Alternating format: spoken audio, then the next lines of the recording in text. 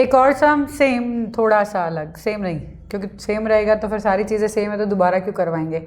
देखो XYZ 2:1 की ratio है उनकी। On 30 September 2015 Y died, Y जिसका रेशो है 2/4, ठीक है, मतलब X और Z बचे हैं जिनका रेशो बचेगा 1:1 अगर वो चेंज नहीं कर रहे हैं तो। Now on the date of death his capital account showed a debit balance. Normally capital का हमेशा क्रेडिट बैलेंस होता है, आप हमेशा क्रेडिट साइड पे बैलेंस लिखते हो, है ना। डेबिट का मतलब होता है कि उसने कैपिटल डाली नहीं है, रेदर ज़्यादा निकाल ली है, तो डेबिट बैलेंस है।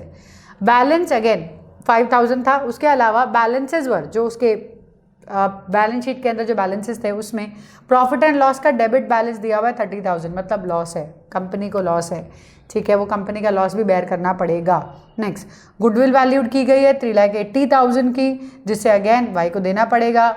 कौन देगा? एक्स एंड जेड देगा। Profit to be calculated on the basis of average profit of 5 years which was 90,000।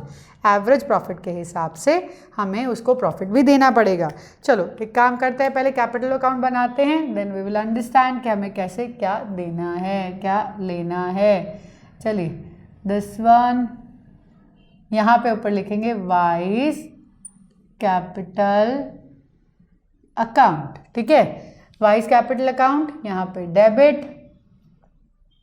Credit, particulars, रुपी,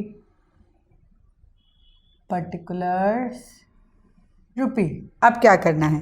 सबसे पहले बैलेंस, बैलेंस हमारा डेबिट बैलेंस है, इसलिए हम डेबिट साइड पे लिखेंगे to balance brought down. Normally हम क्रेडिट में लिखते हैं, लेकिन ये बैलेंस डेबिट का है इसलिए डेबिट में लिखेंगे। सेकंड, लॉस का भी पार्ट हम लेंगे, कितना हिस्सा क्या है? 2/4, तो into 2/4 which is basically half. 2/4 का मतलब 1/2 ना, तो हाफ 15,000। सो ये हो जाएगा to profit and loss account, क्योंकि डेबिट में क्यों? लॉस है, तो लॉस बेयर करोगे तो आप डेबिट पे लिखोगे ना, क्रेडिट में तो कैपिटल बढ़ जाती है, तो लॉस बेयर किया है इसीलिए डेबिट में। गुडविल वैल्यू की गई है 3,80,000 की, पूरे फर्म की, मतलब वाई का शेयर कितना? इंटू 2/4 यानी कि आधी 1,90,000, 2 से आप डिवाइड करो 1,90,000। इसे एक्स और जेड 1:1 में बेयर करेंगे, मतलब आधा आधा अगेन 95,000, 95,000। अब ये तो मिलेगा, ये मिलेगा वाई को, तो इसलिए अब लिखेंगे Y by X capital by जेड्स कैपिटल, क्योंकि ये मिल रहा है कितना? 95,000, 95,000, ठीक है, 95, ये गुडविल का भी काम हो गया। प्रॉफिट कैलकुलेट करना है एवरेज प्रॉफिट पे। एवरेज प्रॉफिट कितना है? 90,000। शेयर कितना होगा वाई का? वाई का शेयर 2/4, ये पूरे साल का है ना, 2/4 इंटू कब डेथ हुई? सितंबर, 6 months, 6/12, 1/2, 1/2, 2 से 45,000 यहाँ पे कट हुआ, 2 से वापस 22,500 कट हुआ। सो हमारा यहाँ पे जो आएगा this one, this is the profit. So by, ये प्रॉफिट ही है, लॉस नहीं है, प्रॉफिट ही है, तो by profit and loss suspense account कितना? 22,500, और तो कुछ है नहीं। All things done. Now executor के अकाउंट में डालने हैं हमें। दिख ही रहा है कि क्रेडिट ज़्यादा है ना, 1,80,000 ऊपर हो गया जो टोटल है 22,500, दैट इज 0052012, ठीक है, उसमें से कितना गया हमारा? 20। सो 20,000 हमारे गए, मिलेगा कितना? 1,82,500। ये एग्जीक्यूटर में डाल दें, to Y's executors account, executors account 1,82,500। इसका टोटल जो भी था हमारा दैट इज 202500, यहाँ भी 202500। ईजी था, बहुत ईजी, सिंपल। यहाँ पे दो ही चीज़ें अलग थी, एक तो डेबिट बैलेंस दे दिया था, दो क्या एक ही डेबिट बैलेंस दे दिया था, बाकी तो प्रॉफिट एंड लॉस का लॉस है, डेबिट है तो लॉस है, क्रेडिट है तो प्रॉफिट है। ये तो हमें पता ही है, गुडविल वैल्यू, गुडविल उसका निकालना है, जो रिमेनिंग पार्टनर है वो देंगे अपनी रेशो में, न्यू रेशो ही उनकी गेनिंग होगी अगर उन्होंने चेंज नहीं की है तो। एंड देन आपको एवरेज प्रॉफिट भी कैलकुलेट करना है, प्रॉफिट कैलकुलेट करना है, हिस्सा कैलकुलेट करना है वाई का, जो उसका हिस्सा कितना है 2/4 है बेस्ड ऑन द टाइम, फिर निकालेंगे एंड देन उसे P&L सस्पेंस से दे देंगे, क्योंकि जो रिमेनिंग पार्टनर्स हैं उनकी प्रॉफिट शेयरिंग रेशो चेंज नहीं हुई है, होती तो फिर हम उनसे ही लेके देते। ठीक है, चलो एक दो और सम करते हैं फिर इसको कंक्लूड करेंगे। एक और sum, last sum for the death of partner. Now see SVG are partners in the firm, capital दी हुई है, इसकी भी, वी की भी, जी की भी।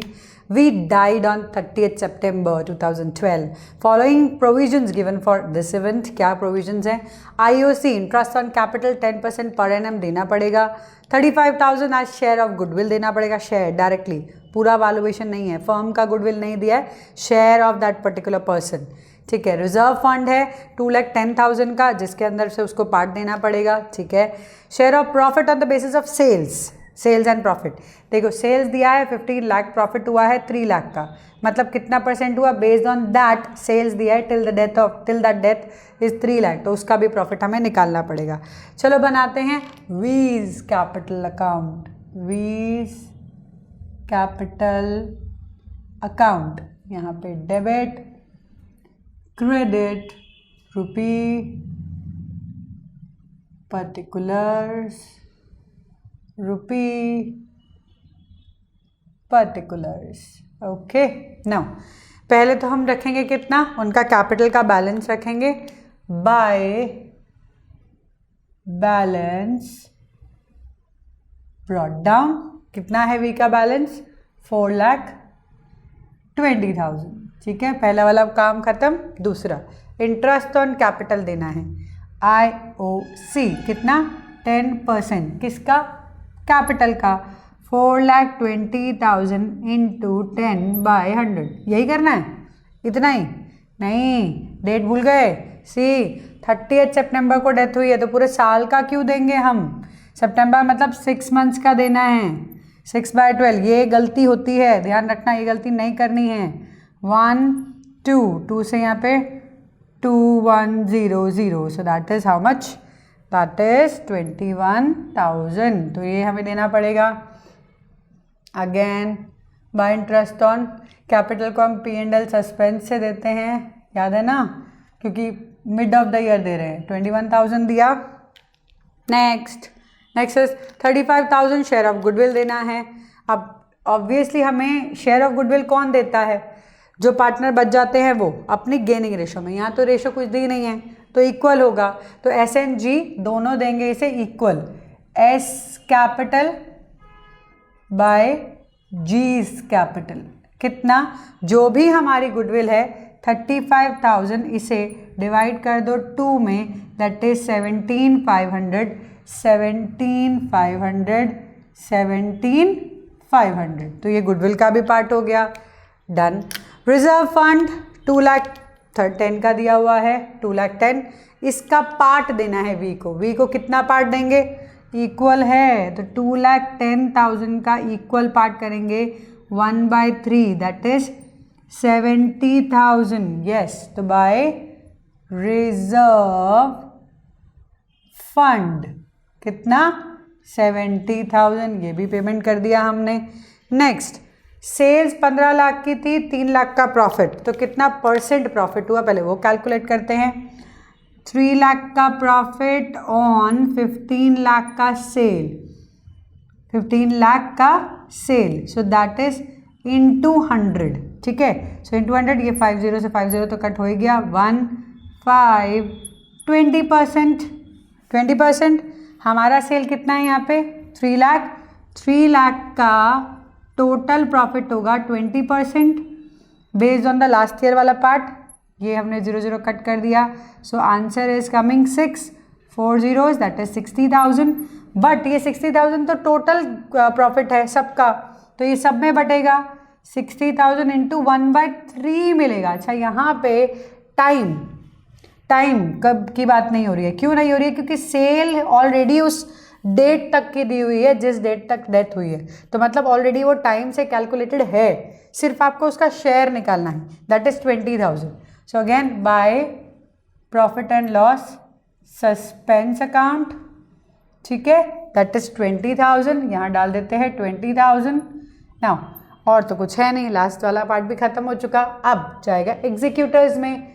2 V's एग्जीक्यूटर्स अकाउंट कितना जाएगा देख लेते हैं. दिस इज 35, ये हो गया 90,000, ये हो गया टोटल 35,000. दिस वन इज 21, जिसको हम 4,41,000 कर सकते हैं डायरेक्टली. 4,20,000 प्लस 21, 4,41,000, 6, 10, 6, 1, 5,66,000 हमें उसके एग्जीक्यूटर को देने पड़ेंगे. ठीक है, तो उसके एग्जीक्यूटर के अकाउंट में हम इसे ट्रांसफ़र कर देंगे. कुछ अलग था नहीं ना, बहुत इजी है. बस ये पार्टनरशिप डीड में बोल दिया कि इतना इतना ये देना है. उसके हिसाब से वैसे भी तो दे ही रहे थे, बस ये है कि उन्होंने बोला तो हमने कर दिया. ठीक है, सो डेट्स वगैरह का ध्यान रखना. डेथ पार्टनर में ज़्यादातर गड़बड़ कहाँ आती है, आप डेट्स नहीं ध्यान रखते हो. प्रॉफिट्स में डेट ध्यान रखनी है. प्रॉफिट निकालते वक्त, ये आईओसी निकालते वक्त, परसेंटेज निकालते वक्त, कुछ भी चीज़ पर एनम की दी है तो डेट ध्यान रखो. पर एनम नहीं दी है, वो पर्टिकुलर टाइम के लिए दिया है तो डेट की ज़रूरत नहीं है. ये बहुत ज़्यादा कन्फ्यूजन क्रिएट करता है, तो इसको मत भूलना. ठीक है, अब डेथ हमारा कंक्लूड कर रहे हैं हम. इसके बाद बहुत हो गया, आपने बहुत सारे सम कर लिए, आप करते जाओ, आपके लिए बहुत ज़रूरी है. इसके बाद हम करेंगे dissolution of partner, dissolution of firm, not partner. Partner तो अभी हो ही रहा था, पार्टनरशिप. डिसोल्यूशन ऑफ फर्म मतलब एक फर्म ही पूरी डिसॉल्व हो रही है, ख़त्म हो रही है. जब फर्म ख़त्म हो रही होती है तब हम क्या करते हैं, कैसे करते हैं, चलो देखते हैं इसके बाद.